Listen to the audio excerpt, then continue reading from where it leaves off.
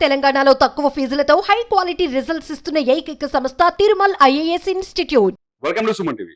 ప్రస్తుతం ఎస్ఎల్బిసి ఏదైతే Srisailam left bank canal దగ్గర ఉద్రిక్తత కొనసాగుతుందో అది ఇవాళ కొంత రిజర్వ్ అయినట్టుగా తెలుస్తోంది. ఎందుకంటే గడిచిన శనివారం రోజు ఆ ఎస్ఎల్బిసి లోపల మట్టి కూరుకుపోయింది. అందులో 8 మంది కార్మికులు ఉన్నారు. ఆ 8 మంది కార్మికులు మట్టిలో ఉన్నారా లేకపోతే టీబీఎం ఏదైతే టన్నెల్ బోరింగ్ మిషన్ ఏదైతే ఉందో మిషన్ లోపల ఉన్నారా అనేది అతిపెద్ద ప్రశ్నగా మారింది.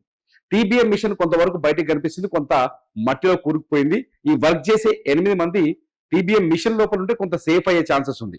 ఏదో రకంగా వాళ్ళు బతికి బట్టగట్టే అవకాశాలు కనిపిస్తున్నాయి. టీబీఎం లో లేకుండా బయట ఉన్నారంటే ఖచ్చితంగా ఆ అవకాశాలు తక్కువే అని చెప్పాలి. నేను ఎస్ఎల్బిసి దగ్గరికి వెళ్ళాను, అక్కడ టన్నెల్ లోపలికి వెళ్ళాను, టన్నెల్లోని పరిస్థితిని పరిశీలించాను. అన్ని చూసిన తర్వాత అక్కడ ఏం జరుగుతుంది అంటే బలగాలు అందరూ వచ్చారు. ఎన్డీఆర్ఎఫ్ వచ్చింది, అట్లాగే ఎస్డిఆర్ఎఫ్ ఉంది, ఎస్డిఆర్ఎఫ్ ఉంది, అట్లాగే నేవీ వాళ్ళు ఉన్నారు, ఆర్మీ వాళ్ళు వచ్చారు. దాదాపు ఎవరైతే రెస్క్యూ చేయగలరో వాళ్ళందరూ వచ్చున్నారు. ఏం చేద్దామని ఆలోచిస్తూ ఉన్నారు. అయితే వీళ్ళతో పాటు ర్యాట్ హోల్ మైనర్స్ అని చెప్పేసి ఏదైతే ఉత్తరాఖండ్ లో టన్నెల్ కూరుకుపోయినప్పుడు 17 రోజుల పాటు 41 మంది ఆ రోడ్డు కోసం తవ్వుతున్న టన్నెల్లో ఉన్నప్పుడు వాళ్ళని రక్షించిన బ్యాచ్ ఇది. వీళ్ళని ఢిల్లీ నుంచి ప్రత్యేకంగా నాగర్ కర్నూలు కలెక్టర్ పిలిపించారు. వాళ్ళు కూడా వర్క్ చేస్తున్నారు. అసలు టన్నెల్ లోపల పరిస్థితి ఎలా ఉంది అదొకసారి నేను వివరించే ప్రయత్నం చేస్తాను. నేను టన్నెల్ లోపలికి వెళ్ళాను, కాకపోతే లోపల దాకా వెళ్ళకపోయినప్పటికీ టన్నెల్ లోపల వరకు వెళ్ళాను. అక్కడ సిచ్యువేషన్స్ కొన్ని నేను క్యాప్చర్ చేశాను, అది మీకు వివరించే ప్రయత్నం చేస్తాను. ఈ బోర్డు మీద చూడండి, మొత్తం ఇది 13 కిలోమీటర్ల 850 మీటర్ల పొడవు ఉంది. ఇప్పుడు అక్కడ జరుగుతున్న టన్నెల్ ఇది ఇన్లెట్. మొత్తానికి ఇదంతా శ్రీశైలం ఏరియా, వాటర్ ఏరియా, ఈ జోన్ అంతా. ఈ టన్నెల్ టోటల్ గా ఇప్పుడు వర్క్ అవుతుంది 13 కిలోమీటర్ల 850 మీటర్లు. మొత్తం ఇది 44 కిలోమీటర్లు చదువుతున్నారు. ఇక్కడ నుంచి శ్రీశైలం కృష్ణానది ఒడ్డు నుంచి శ్రీశైలంలో ఏదైతే పాతాళ గంగ అని మనం వెళ్తామో పాతాళ గంగకి యువతల నుంచి దోమలపేట దగ్గర జరుగుతుంది. అమరాబాద్ మండలం దోమలపేట కిందకి వస్తుంది. ఇది పాతాళ గంగ నుంచి మొదలు పెడితే మన్నెంవారిపల్లి అని చెప్పేసి అవతల అచ్చంపేట మండలం వరకు ఈ టన్నెల్ కొనసాగుతుంది. దాని సంగతి వదిలేద్దాం. అందులో 21 కిలోమీటర్లు అయిపోయింది, ఇంకో 21 కిలోమీటర్లు ఇక్కడ నుంచి కావాలి.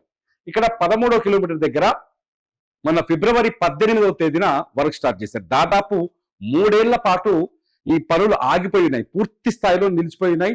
అందులో కెలిలో లేరు, పట్టించుకున్న లేరు, ఎవరు లేరు. 18వ తారీఖు నుంచి కేవలం 4 రోజులు మాత్రమే పనిచేశారు. ఈ 4 రోజులు ఎలా పనిచేస్తారు ఇక్కడ అంటే, నేను ఇక్కడ గ్రీన్ కలర్ లో ఒకటి చూపించాను చూడండి. ఈ గ్రీన్ కలర్ లో ఒకటి దీన్నే టీబీఎం అంటారు. ఈ గ్రీన్ కలర్ లో మీకు కనిపిస్తుందంతా టీబీఎం. ఈ టీబీఎం అంటే టన్నెల్ బోరింగ్ మిషన్. ఆ టన్నెల్ బోరింగ్ మిషన్ ఏం చేస్తుందంటే రోజుకు 3 మీటర్లు మాత్రమే టన్నెల్ తవ్వుతుంది. ఒక 3 మీటర్లు ఒక రోజుకి 24 గంటలు, అది కూడా 24/7 పనిచేస్తే కేవలం 3 మీటర్లు ముందుకెళ్తుంది టన్నెల్. ఆ 3 మీటర్ల మట్టిని ఇక్కడ బ్లూ కలర్ లో వేసాను చూడండి, ఇది కన్వేయర్ బెల్ట్ అంటారు. ఈ కన్వేయర్ బెల్ట్ ద్వారా బయటకి తరలిస్తారు. ఇది మొత్తం 13వ కిలోమీటర్. అంటే ఇది టీబీఎం మిషన్ కి కన్వేయర్ బెల్ట్ కనెక్ట్ అయి ఉంటుంది.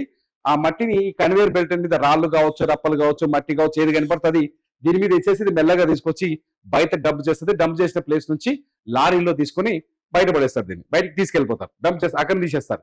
అయితే ఈ 13.85 అంటే 13 కిలోమీటర్ల 850 మీటర్ల దగ్గర ఎక్కడైతే టన్నెల్ వర్క్ జరుగుతుందో అక్కడ ఈ మిషన్ వెళ్ళి డ్రిల్ చేస్తున్న టైంలో ఒక్కసారిగా శనివారం రోజు మట్టి పైనుంచి, ఇదంతా పైన అడవే, ఇది మామూలు మట్టే కదా, ఇది వచ్చేసి కుప్పగూలిపోయింది. ఈ మట్టి ఇదంతా ఇక్కడ నుంచి ఇది అడవి, ఇక్కడ ఒకేసారిగా మట్టి కుప్పగూలిపోవడంతో ఇక్కడ నేను 2 బాక్సులు పెట్టాను వైట్ కలర్ లో, మీరు అబ్జర్వ్ చేయండి. ఈ వైట్ కలర్ ఉందంతా టన్నెల్లో ఉన్న మట్టి, కూరుకుపోయిన మట్టి. ఆ మట్టి ఎట్లా కూరుకుపోయిందంటే ఈ టీబీఎం మిషన్ మీద వచ్చి పడిపోయింది. గుర్తుపెట్టుకోండి, టీబీఎం మిషన్ ఇక్కడ డెడ్ ఎండ్ లో వర్క్ చేస్తుంది, దానిపైన ఈ మట్టి అంతా కూరుకుపోయింది. ఈ మట్టిలో, ఈ టీబీఎం మిషన్ లోనే మనుషులు, టీబీఎం మిషన్ సగం మట్టిలో ఉంది, సగం బయట ఉంది. ఈ కన్వేయర్ బెల్ట్ తెగిపోయింది. ఇక్కడ నేను రెడ్ కలర్ లో గీసింది ఏంటంటే ఇది వి ట్యూబ్ అంటారు వాళ్ళు. వి ట్యూబ్ అంటే వెంటిలేషన్ ట్యూబ్.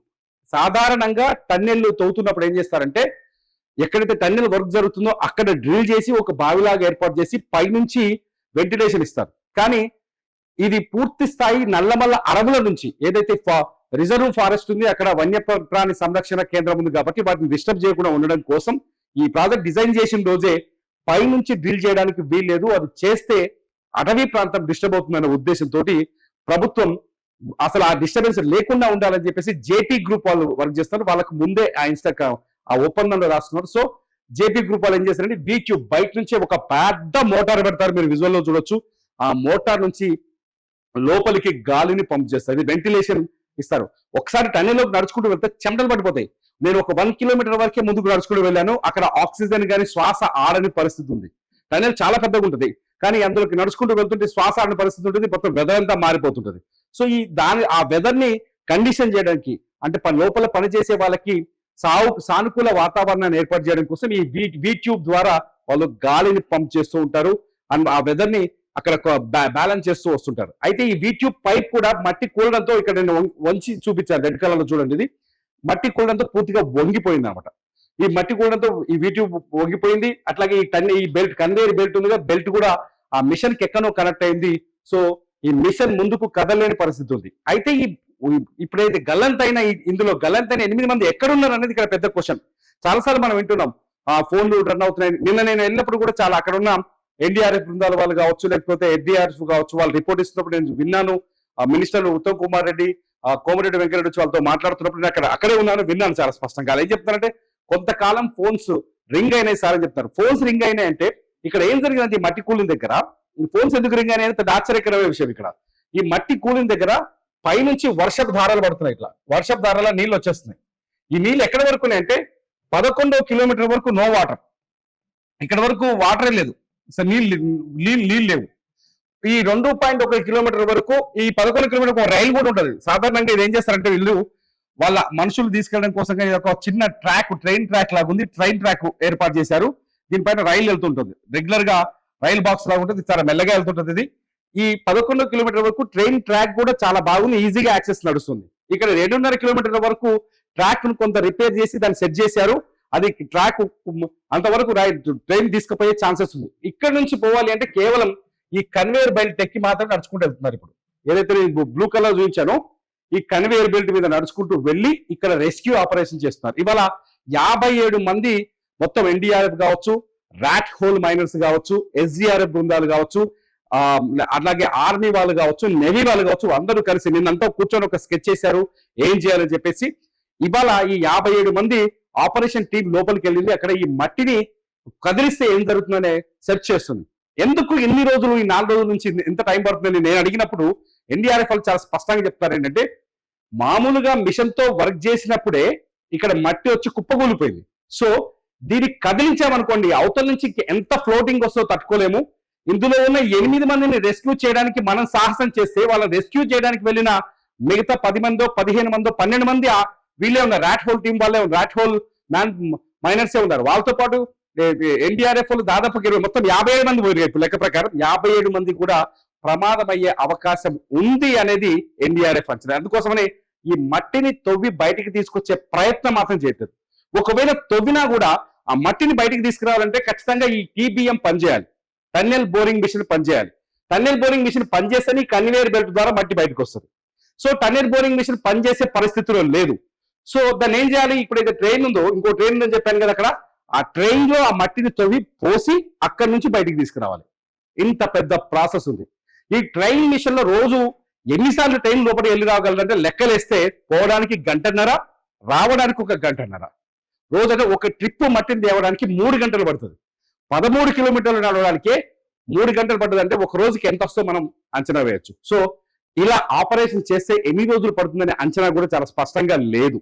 సో ఈ టెన్షన్ అక్కడ కొనసాగుతుంది. అట్ ది సేమ్ టైం ఇది తవ్వితే ఈ మట్టి వెనక భాగం నుంచి ఎంతవరకు లోపలికి ఫ్లోటింగ్ దోసుకొస్తుందో అంచనా కూడా లేదు. ఇక్కడే మొత్తం ఆపరేషన్ అంతా బ్రేక్ అయింది. ఏం చేయాలో అనే అందరూ తలలు పట్టుకొని కూర్చున్నారు. మొత్తానికైతే ఇవాళ ఎన్డీఆర్ఎఫ్ బృందాలు అందరూ కలిసి ఈ లాస్ట్ పాయింట్ వరకు చేరుకున్నట్టుగా సమాచారం అందుతోంది. కొద్దిసేపటి క్రితమే వీళ్ళు చివరి పాయింట్ వరకు, ఇంకో కలర్ లో మీకు చూస్తాను, ఇక్కడ నుంచి ఇది స్టార్టింగ్ పాయింట్ అయితే ఈ చివరి వరకు చేరుకున్నారని ఇప్పుడే తెలుస్తోంది. ఇప్పుడు ఇంత ముందుకు ఎన్డీఆర్ఎఫ్ వాళ్ళు కానీ ఇక్కడ వరకు వచ్చేసారు. దాదాపు 13వ కిలోమీటర్ వరకు వచ్చారు, చూశారు, వెళ్ళిపోయారు. కానీ ఈ లాస్ట్ కున్న ఈ కొంత భాగాన్ని 600 మీటర్ల భాగాన్ని టచ్ చేయలేని పరిస్థితి ఏర్పడ్డది. సో ఇవాళ ఇంతవరకు వచ్చినట్టుగా తెలుస్తుంది, డెడ్ ఎండ్ వరకు వచ్చినట్టుగా తెలుస్తుంది. వస్తే ఒకవేళ మట్టిని తొలగిస్తే ఇప్పుడు అందులో ఉన్న 8 మందిని రెస్క్యూ చేసే అవకాశం చాలా స్పష్టంగా కనిపిస్తుంది. మొత్తానికి ఒక భారీ లక్ష్యంతో దాదాపు నల్గొండ, యాదాద్రి, సూర్యాపేట, వరంగల్, మహబూబ్ నగర్ జిల్లాల కోసం సాగునీరు అందించడం కోసం 4 లక్షల ఎకరాలకి సాగునీరు అందించడం కోసం ఎస్ఎల్బిసి ప్రాజెక్టు రూపొందించారు. 2005లో రాజశేఖర రెడ్డి గవర్నమెంట్ లో ఈ ప్రాజెక్ట్ ని రూపకల్పన జరిగింది. 2010లోనే పూర్తవ్వాల్సింది.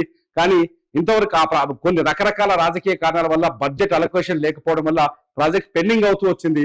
రాష్ట్రం విడిపోయిన తర్వాత ఇంకొస్త పెండింగ్ అయింది. మొత్తానికి లాస్ట్ బడ్జెట్ లో రేవంత్ రెడ్డి 800 కోట్లు ఎస్ఎల్బిసి కోసం కేటాయించారు. ఆ 800 కోట్ల బడ్జెట్ కేటాయింపులతో జేపీ గ్రూప్ మళ్ళీ వర్క్ స్టార్ట్ చేసింది. కేవలం 4 రోజులు మాత్రమే పని ముందుకు కొనసాగింది. 5వ రోజు అంటే ఫిబ్రవరి 18వ తేదీన పని స్టార్ట్ అయింది. 22వ తేదీన టన్నెల్లో ఈ ప్రమాదం జరిగింది. ఇది ఇప్పటి వరకున్న వాస్తవ పరిస్థితి. టన్నెల్లో ఏం జరుగుతుందని చెప్పడం కోసం ఈ ట్యూబ్ ఇదంతా గీసి చూపించే ప్రయత్నం చేస్తే నిన్న ఎన్డీఆర్ఎఫ్ కూడా ప్రతిరోజు అక్కడ ఎన్డీఆర్ఎఫ్ కూడా ఎవ్రీడే ఈ మ్యాప్ ని చూపిస్తున్నారు. అక్కడ సిచ్యువేషన్స్ ఏందో వచ్చిన మీడియా వాళ్ళకి కావచ్చు, లేకపోతే మంత్రులకు కావచ్చు, అధికారులకు కావచ్చు అంచనా వేస్తారు. మొత్తం సమస్య అంతా ఈ 600 మీటర్లలోనే ఉంది. ఈ 600 మీటర్లలో మట్టిని కదిలిస్తే ప్రమాదమా? 600 మీటర్లలోనే ఈ టీబీఎం మిషన్ ఇరుక్కుపోయింది. 600 మీటర్లోనే ఆ టీబీఎం మిషన్ దగ్గర 8 మంది ఇరుక్కుపోయి ఉన్నారు. ఈ 600 మీటర్లు క్లీన్ చేస్తే గానీ ఈ టన్నెల్ వర్క్ ఇక్కడ నుంచి ముందుకు సాగే అవకాశం అయితే కనిపిస్తుంది. నిన్న జేపీ గ్రూప్ అధినేత కూడా అక్కడికి వచ్చారు, ఆ పరిస్థితిని పరిశీలించారు. ఈ ప్రమాదం సహజమైందని చెబుతున్నారు. మొత్తంగా అయితే టన్నెల్ లో ఉన్న 8 మంది పైన దాదాపు ఆశలు పెట్టుకోవాలా వద్దా అనేది కూడా కనీస అంచనా కూడా వచ్చే పరిస్థితి కనిపించట్లేదు. ఇది మొత్తంగా ఎస్ఎల్బిసి దగ్గర ప్రస్తుతం ఉన్న పరిస్థితి.